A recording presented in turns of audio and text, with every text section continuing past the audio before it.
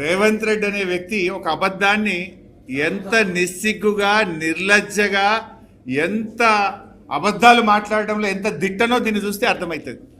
ఇక్కడ చూడండి మీరు, he stated that the working arrangement between both the states are still continuing and until unless water sharing is finalized by the tribunal under section 3 of ISRWD Act 1956 and idike happened, the question of notification of jurisdiction of board should not arise. Full stop ఇక్కడ ఉంది.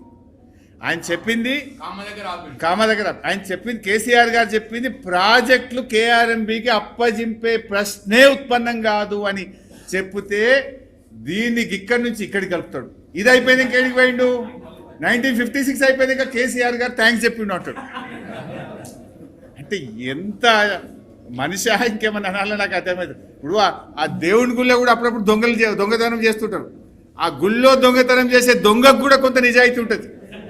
వాడు కూడా ఏదైనా మొక్కితే ఇంత మళ్ళా హుండీలు వేస్తాడు పోయి, లేకపోతే దేవుడికి మొక్కి తప్పైంది నేను దొంగతనం చేస్తున్నాను దేవుడిని ప్రార్థించేస్తాడు, వీడు అంతకంటే హీనమున్నాడు.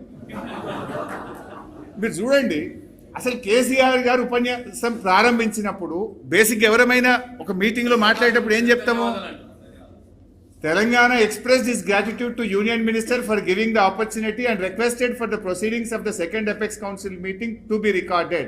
Further, he requested that the minutes may be issued after obtaining the views of both the state governments.